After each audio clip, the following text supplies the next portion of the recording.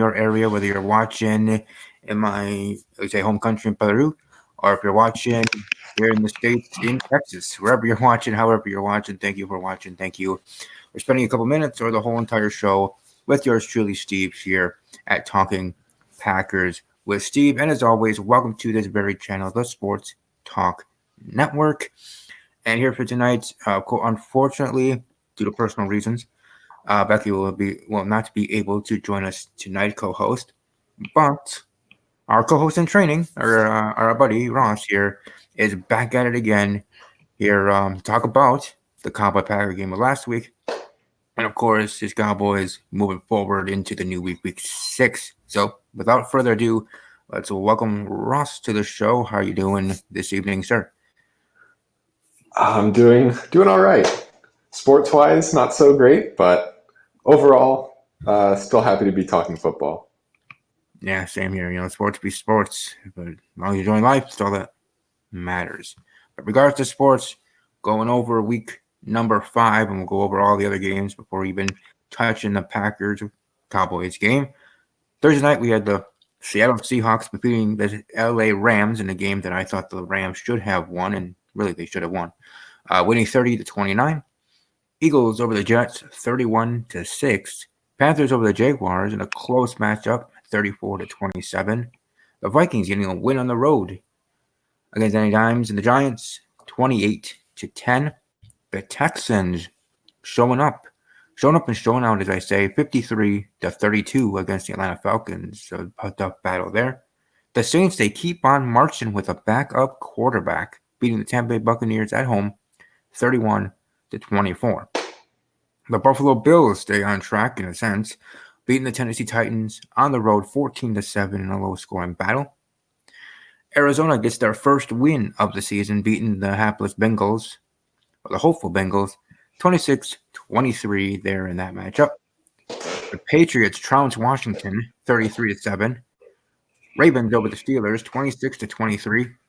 And in London, the Raiders defeat the Bears 24-21. And shout out to Caleb and his Denver Broncos getting their first win 20-13 over the LA Chargers in LA. Sunday Night Football on NBC, the Indianapolis Colts. Yes, I did not stutter. The Indianapolis Colts. Not with Andrew Luck because he retired, remember, but with Jacoby Brissett and Patrick Mahomes and the Kansas City Chiefs, their first loss of the season. Colts over the Chiefs, 19-13 there. And in the Monday Night Football game, the Browns beat the Browns and lose to the still undefeated San Francisco 49ers coming off of a bye week. 31-13 49ers over the Browns, showing up and showing out. But of course, for our personal game of the week, Packers-Cowboys, Packers defeating the Cowboys 34-24. I'll let you go first. Talk about the game, good, bads, and uglies that you wish to share and let off your chest. Oh boy, where do I start? Yeah, I mean, I have my little avatar here, sad Dak Prescott. I mean, Dak didn't play that poorly. I mean, he had a couple interceptions. Not all of them were his fault. I mean, Amari Cooper had a ball in his hands on like this first or second possession. Went through his hands. He would have probably had a touchdown if he would have caught it and ran, but it got picked off. And that just set the tone for the rest of the game. And Green Bay goes up 17-0 at halftime. I'm happy that Dallas found a way to bounce back and score 24 points. But it was really bad. Aaron Jones, I mean, he showed. I said it on the show last week that if Green Bay got the running game going, that would be a really long afternoon. And he had 107 yards and four touchdowns. So crazy game. Disappointed, certainly. Not necessarily surprised, but I was just a bit shocked at how flat Dallas came out, and Green Bay certainly took advantage of it. Yeah, I mean, I'm happy, of course, the Packers winning, blah, blah, blah, but we have this big lead, thinking we're going to crush them. I know I tweeted out once in that group tweet on my @talking_Packers handle that, okay, maybe we should put in the backup and, just stride to the finish. And then Dallas comes back with a fury, coming back thinking, "Oh crap, are we gonna be that team that lets another team, and this time being the Dallas Cowboys, come back to take the game?" And have the biggest upset in NFL history, or not upset. It wouldn't be an upset because Cowboys are a good team, but I mean biggest comeback. I mean in NFL history, not upset. Biggest comeback in NFL history. The Cowboys come back and win, and then as Stephen A. Smith sometimes says, Dallas is going to be Dallas, and they miss that field goal, and I'm like, all right, so I can relax now. Because though I thought with the onside kick, especially with the 2019 rules, that their odds of getting it are going to be low, but still, they would have that chance. Onside kick, maybe get it, have a chance to tie, take it over into overtime, and from there, it is literally a coin toss to who wins. So, but obviously happy with the Packers getting win, but not happy with the fact that we had this big lead and almost let it evaporate to the point of losing. So a win is a win, and I know for Cowboys fans that is not a moral victory coming back as much as your team did, but it still does say something in regards to on my side of things, Packer fan, like, we have this defense, this and that, but we let Dallas come back, and we just couldn't truly sustain, on the defensive side, as great as we were in the start, being up 31-3 or whatever the score was at that time. So we had to see to get the win, but when we're in situations like that, whether against a great team or a bad team, no matter what team, when you're in a situation like that, up that much, you should, or hopefully you should, be able to keep the boot in the throat and win, and win dominantly if you're already up dominantly, sort of thing. So happy we got the win, but gotta learn how to truly close games out, because most of other games we're going to have aren't going to be that big. We're not going to have that much of a cushion against a good team like we did against Dallas Cowboys, or whether it's a bad team or whatever, any team in the NFL, still playing a game.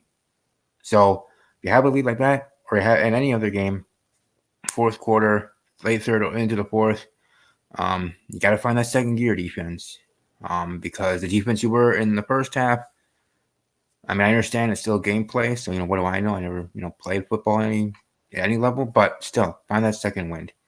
As I did, with the sports that I did in high school, which were track and field and cross country mostly. So, in a race, so finding that second gear near the end. You may not be the same. I wasn't the same runner that I was at the start of the gate and the race, but to finish and do my best, you find that second win and you run your tail off to the end and you place whatever you place, sort of thing. So here for the Packers defense and as a team and an organization, heavily like this, you keep it like it. Because for those that didn't watch the game or weren't able to for whatever reason, and just saw the score for what it was, thought, okay, it's what I thought, close game. But you really look at the stat line, and you look at all that stuff, the meat and potatoes of it, along with watching highlights. It tells its own different story, at least to me. At least to me there for that game. Before I move on, since I was rambling enough about that, any counterpoints or response to anything? No, not really. I mean, you pretty much said it. I mean, Green Bay's defense, they played really well. I mean, Dallas, when they got down in the second half, obviously they wanted to come back, so they had to throw a bunch. I mean, Zeke Elliott only had 12 rushes in the game. He was fairly effective when he did rush, but he only got it 12 times. And I mean, Dak threw for 463 yards.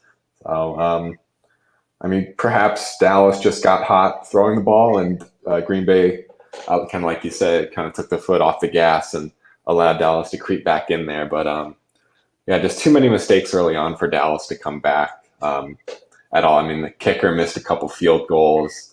There are questions about his job status after the game. Fans were not happy. But yeah, overall, it's just a pretty crappy loss. And Dallas has a get right game this week, so I'm sure we're gonna. Well, obviously, we'll talk about it in a little bit, but it's not all doom and gloom in Dallas. Oh right, yeah, I didn't mean to say that, but just though then again, if you talk to some pundits, they might think it is with 2 straight losses. and how the season's been, and even what Dak said in their press conference about what was that, smelling themselves or whatever he said, sniffing themselves too much. However he worded that, I guess is kind of funny. But anyways, beating the teams they did in the start of the season and facing good to very good teams in the Saints and the Packers.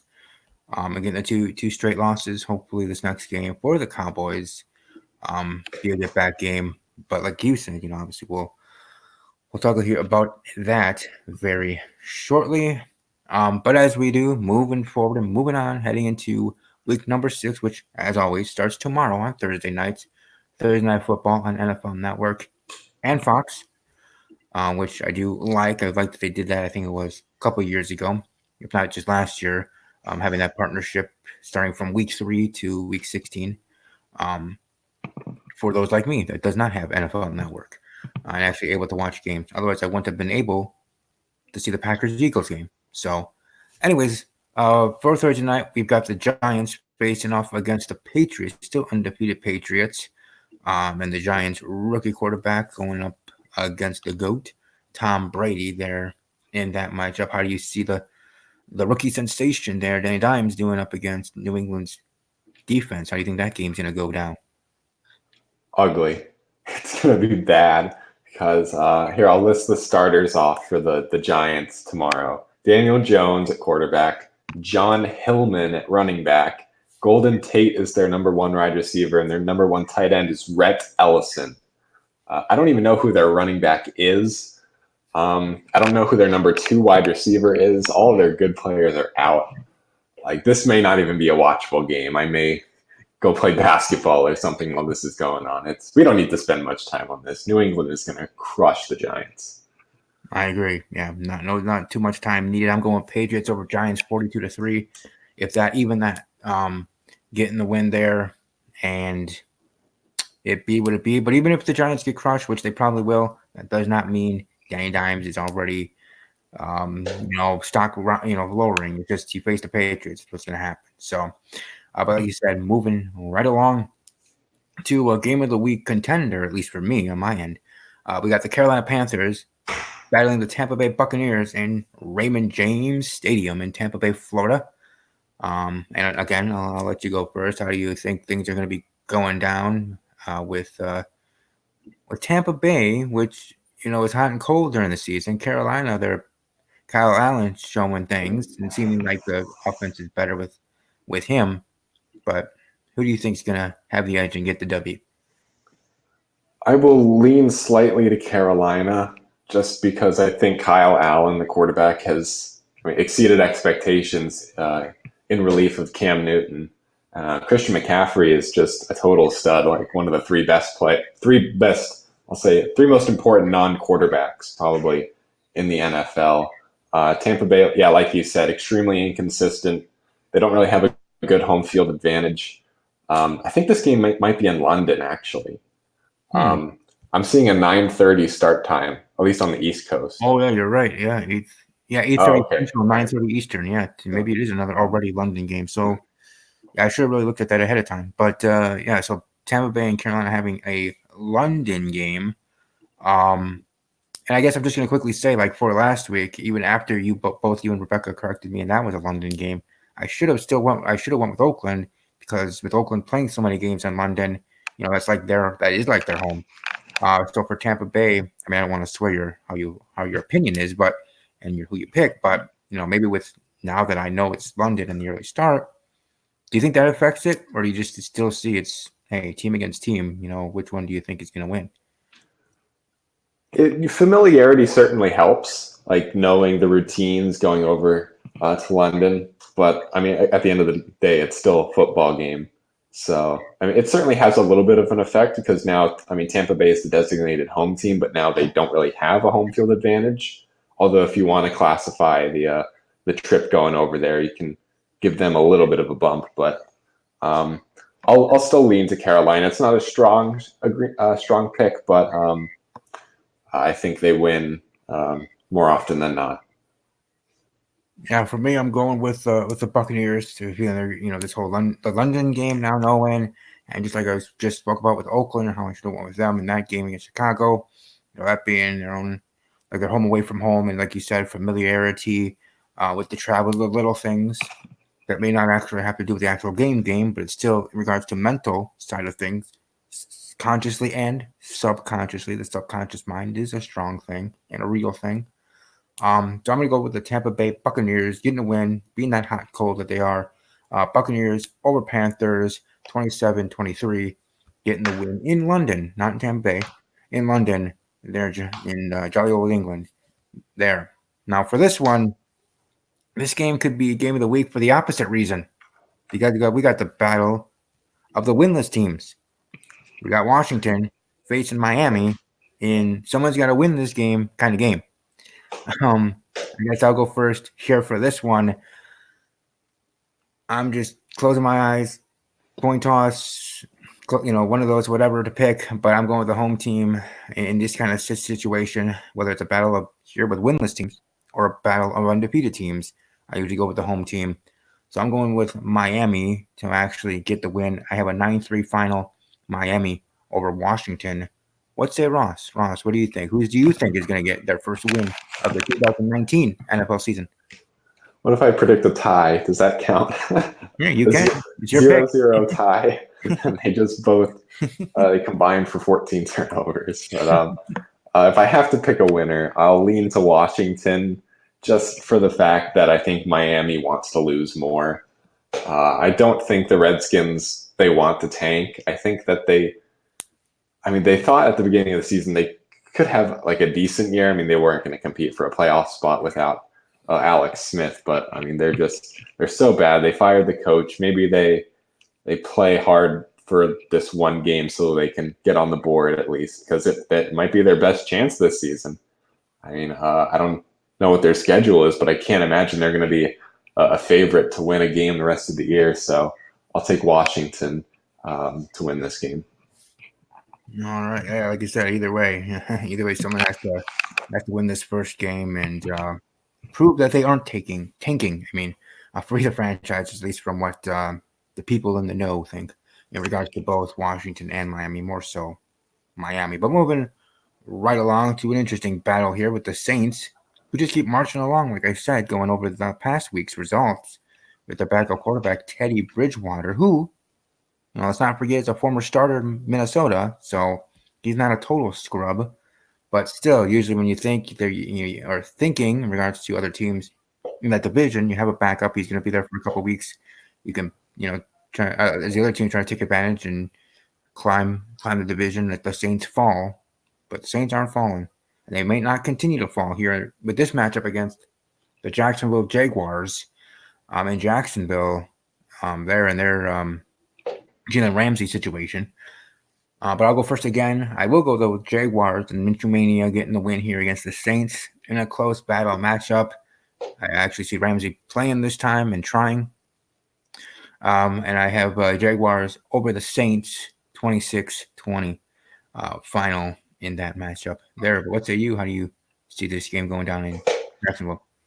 This is the one game I really don't know. This could be my pass game because I just don't know how good these quarterbacks are. I think that's the one question you can ask yourself. If you can pick out which is the better quarterback, which is the better surrounding kind of offensive unit, I think you have your winner. And I just don't know how good Teddy Bridgewater is because and New Orleans has done a beautiful job of kind of masking his, inefficiencies by surrounding him with number one wide receiver, Michael Thomas, number one running back, Alvin Kamara, one of the best play callers, Sean Payton. So the context surrounding Teddy Bridgewater is great. I just don't think Teddy Bridgewater is all that good. And then in Jacksonville, I have no idea how good Gardner Minshew is. I don't think I've ever seen a full quarter of him playing. I mean, I know the one time he was on prime time, it was against the Tennessee Titans. And I'm like, no, I don't want to watch the Jaguars and Titans play. I'm going to do something more productive with my time. So this will be my pass game. Like I did last week, I'll default to the home team and go with Jacksonville, but it's not a strong pick in any way. Understood. Moving right along to a game that might be a strong pick for Ross and for me. Maybe I don't want to speak for him, but I'm only assuming that because we have the Bengals facing the Baltimore Ravens in Baltimore. And with that, I'll let Ross go first here. You see the Bengals having a chance. You see Baltimore running away with it. Yeah, I'll take Baltimore. Certainly a strong agreement considering they're a pretty large favorite. Although I have more stronger agreements than some of the toss-up matches later on.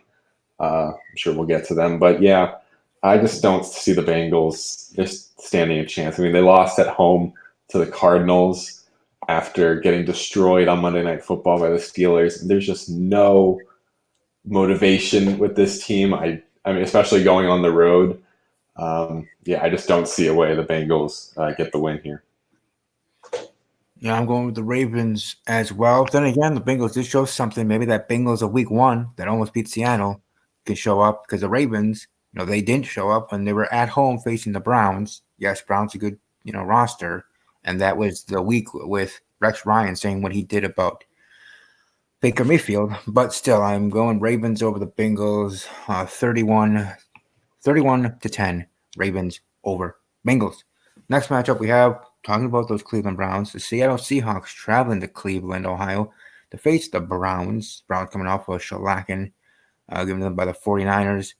Seahawks getting that close win on Thursday night, somewhat rested 10-day break in between from Thursday night to the Sunday noon game. But Ross, what say you? You see Cleveland bouncing back right after a tough shellacking and get the win over Seattle. So I'll preface this by saying I really don't like playing the overreaction game, but man, it's really hard not to like Seattle in this spot. I mean, like you said, they've got the extra rest after playing on Thursday Night Football. But I mean, you said at the beginning the Rams really should have won the game. I mean, they missed. Greg the Leg missed like a 40-yard kick to win the game, and if that goes in, what's the narrative now? The Rams are pretty good. Seattle might be a little overrated, but and then after the Browns just get destroyed on Monday Night Football, and you got the Baker Mayfield Richard Sherman controversy. I see that as a bit of a distraction, but I usually don't like doing this. Normally, I'd be on the home underdog here, but it's so hard to pick Cleveland because they're just so distracted and dysfunctional. I mean, Seattle's got the big quarterback advantage. Comparable running games. I think Seattle's got a way better coach. I cannot pick the Browns, and I like the Seahawks here a decent bit. At least for me, again, like I said, I'm not going to speak for you, but for myself, I'm going to say in regards to the Browns, like sometimes not picking the Browns is just because of old habit. The Browns or the bottom of divisions. But even with the roster that they put together for this season and continuing, that, like you said, definitely, I agree with you there, Ross, in regards to the Browns being a bunch of headaches with this whole handshake gate and whatever going on with Richard Sherman, and then also with the head coach, like some of his play calling the last couple of games, not just with the shellacking against the 49ers, but previous games as well. So really, was he the best fit for the head coaching job? Was he just picked just because he was a supporter of Baker, and that's really what all they needed and wanted to find in regards to a coach, the one that's gonna, keep Baker here or support Baker 100%. And not have anything bad to say about him, blah blah blah. So, but I'm gonna go with the Seahawks as well. With the Seahawks over the Browns for a close battle, close game. Browns showing up for sure. 23-20. This time a kicker will make it, and it will be Seattle for a win, not what could have been for a loss against the Rams. So I'm going to go Seattle over Cleveland, 23-20 there. Now we're moving right along to another good battle, or at least a battle that should be interesting to watch and see. It's the Philadelphia Eagles facing off against the Minnesota Vikings in Minnesota. Really two dynamic and somewhat polar opposite individual teams in regards to the Minnesota Vikings and them in their own right being hot and cold, and Kirk Cousins situation, the Philadelphia Eagles, Jekyll and Mr. Hyde kind of thing. So both teams are kind of being bipolar in regards to how their season has gone so far. How about I'll go with I'll give the floor to Ross. And Ross, how do you see things going on or going down for the Eagles Vikings game? I will lean slightly to Philadelphia just because I'm not a Kirk Cousins person. I know he played really well in the last game, but I think he had real motivation to play well after getting called out by Adam Thielen for not throwing him the ball. And both of them had really good games. But it was who'd they play? I can't remember. They were playing against the Giants, weren't they? Yeah. Mhm. And so, yeah, that was a fairly straightforward win for them. I don't know if the motivation's going to be there. They are back home, but I like Philly. I like their defense a lot. I like Wentz over Kirk Cousins, and so I'll take Philly in a close game. Yeah, I definitely see that. But for this one, we're going to be different again. One of the previous games, but I'm going with the Vikings. The Vikings getting the win over the Philadelphia Eagles, kind of like giving the advantage to the home team, as I stated, in regards to both teams being hot and cold this season. I think Minnesota slowly trying to, well, as all teams are, but I see more so for the Vikings finding their stride, and might be picking up some wins here. So I'm going to go with, even though as a Packer fan, still going with the Vikings to get the win over Philadelphia. One close scoring game there, maybe even a high scoring game. I'm going to go with 35-28 Vikings over Eagles. Next matchup could be a game of the week to some others. That's be the Houston Texans facing off the Kansas City Chiefs. Texans getting a big win in a big battle against Atlanta with a high scoring game that I did not predict at all to be high scoring. And Texans getting the win there at home. The Chiefs coming off their first loss. As some are saying, maybe following the blueprint and beating Mahomes and the Chiefs. I think there's more Chiefs defense than Mahomes offense, but that's just my opinion in regards to the Colts game. But here with the Texans and the Chiefs, I'll go first here. I'll see the Chiefs bouncing back, but it won't be easy. Texans are going to be a rough battle in regards to facing them, the other team from Texas. So I'm going with the Chiefs over the Texans in a high-scoring battle again. Chiefs over Texans, 45-38 there in Kansas City. A slobber knocker, indeed. What say you, Ron? What do you see happening for the Texans in KC? Yep, you got agreement. I like Kansas City quite a bit. Bit about the opposite of the Cleveland-Seattle game. Take the team that lost home last week over an impressive win from Houston. Their offense really clicked, but I'll take Kansas City to bounce back, like you said.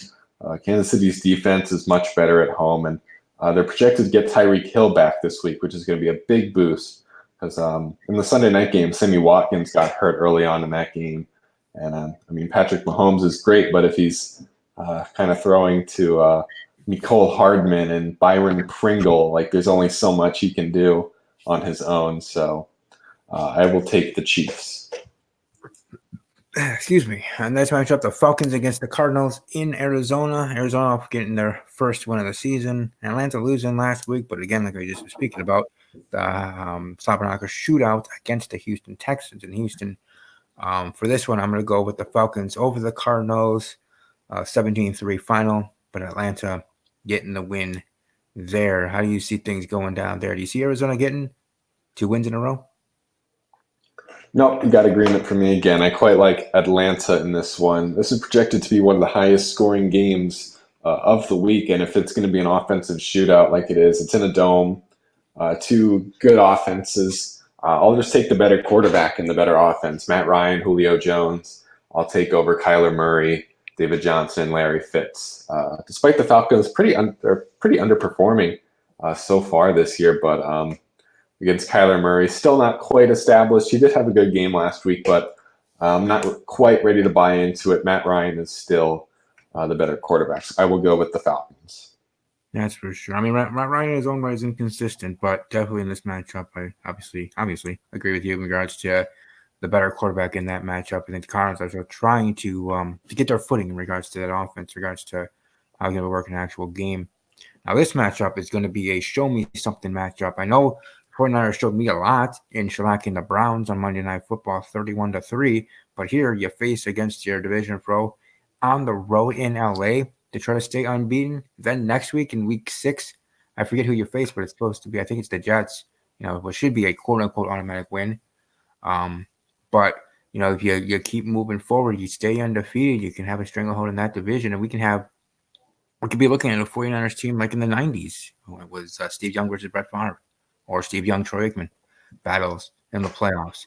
I know, just like we were talking about the Browns, how sometimes it's hard to pick them because of their history or recent history of not being good. And sometimes the 49ers too, even though they're showing great defense and good offense there with with Garoppolo, Jimmy G there. Um, I'll let Ross go first. Take the floor. How do you see this epic matchup? Definitely great battle in LA going for the 49ers.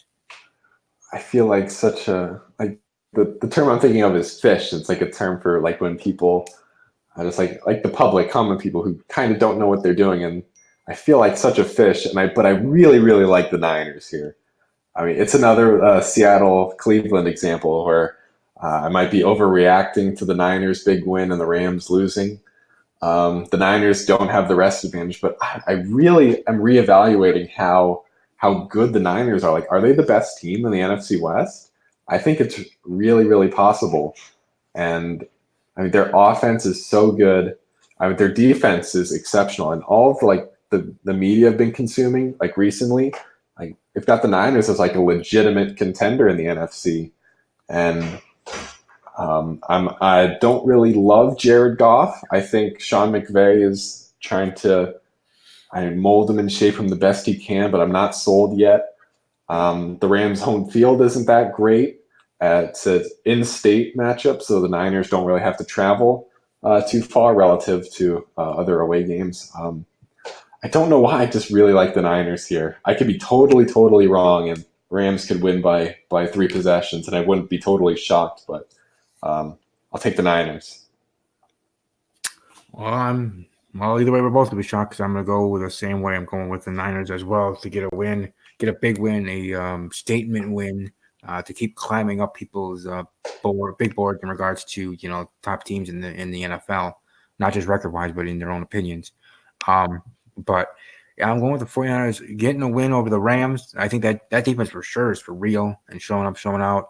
The offense, like I said, is subsequently good. And against the 49ers offense and secondary that has done its own, like I call it Jekyll and Hyde, in regards to the season so far. I mean, they give up 55 points against the Buccaneers. Some yes defense with fumbles, interceptions, but still, okay, speak about that, or just thinking and talking about that. 49ers defense can get at you and force those fumbles and touchdowns. Just ask Baker. So I'm going to go with the 49ers over the Rams, 36-23. And I believe in the 49ers that this isn't the 49ers of last year or a couple years ago. This is 49ers team that's for real for this 2019 season. It can really take a stranglehold on that division and be like the Patriots for their division, which is each and every year. But at least for this year, for the Niners, can take a big lead in that division. With getting this road victory, division rival W here. So I agree. I'm going with the 49ers for the W, and hopefully, I really do hope they do get the win when we head into that game, 3:00 game of the week probably. And one additional thing, I forgot to add it to my notes because the news kind of broke a little while ago. Todd Gurley missed practice with a bruised left thigh, and the quote from Sean McVay was that it caught them off guard. Which, given Todd Gurley's injury history recently, that's never a good thing. So it's just one more thing negative against the Rams. Yeah. I mean, especially in a matchup like this against a good 49ers team, you don't have any little thing to be messing up, and that's especially a big thing, especially with the great running back as Todd Gurley is. And even if he does play, he's not going to be anywhere close to 100%. So, how that's going to affect things for sure. Might have to pass more. You rely on the pass. Sherman and the boys get after the Rams, and you might have a pick six city. So, it could be a shellacking, or it could still be a close game. Either way, we both here at the Talking Packers go with the 49ers getting the win. Moving on, again, a shout out to Caleb and his Denver Broncos after getting their first win last week on the road against LA, which I did not see coming. Obviously, I did not predict that to be so. They have a home game against the Titans, an interesting team in their own right. They're from Tennessee. I'll go first with this one. I'm going with Caleb's Broncos, not just because of Caleb, but I do think the Broncos are a better team here against Tennessee. So I'm going Broncos over Titans 23-13. Caleb, what say you? All right, Caleb. I knew what you meant. I'll lean slightly to the Titans, mostly because an overreaction from their loss last week. I was following this game on the show last week. I said I picked the Bills, but then I switched Sunday morning, and I went with the Titans, and I followed the play-by-play. And the Titans kicker missed 4 field goals, and they ended up losing by 7. Kicker is no longer with the team. They signed a new kicker. Yeah. I don't know how you couldn't keep a kicker after 4 missed field goals and losing by 1 possession. So. Broncos home field is still pretty strong early in the year. I can definitely see that angle after them getting their first win. Maybe a little pep in their step. They're not going to go 0-16. They're not in the category of the Redskins or Dolphins, but I'll lean slightly to the Titans just because I think they should have won last week, and so maybe public perception's a bit down on them. All right, understood. And the next matchup we have here is the Cowboys. Cowboys on the road with the Jets. Jets getting their starter back, but I don't think it's going to be enough for them to get the win. I'll go first here. I got Dallas over the Jets, 35-3. Simple as that. How do you think your boys are going to do after a loss? Yeah, like I said at the top of the show, this is a perfect get-right game because Dallas plays Philly next week. So got to get right, got to take care of business against the Jets. I just hope they don't kill Sam Darnold, literally kill him. I hope his spleen is doing okay. But yeah, even with Darnold back, I really don't see how the Jets can contend with this. They might keep it close if they run with Le'Veon Bell early. And we saw what Aaron Jones did to Dallas's run game. So if they get him going, maybe they can stay in it. But Dallas's offense is really, really good this year, and they'll pull away late if needed. So I will take Dallas. Moving right along. Sunday Night Football on NBC. We got the Pittsburgh Steelers battling against the LA Chargers. Scary scene last week in regards to Mason Rudolph. To hear he's all right, but dang, not too much more to say about that. But anyways, I'm going with LA over Pittsburgh in this matchup.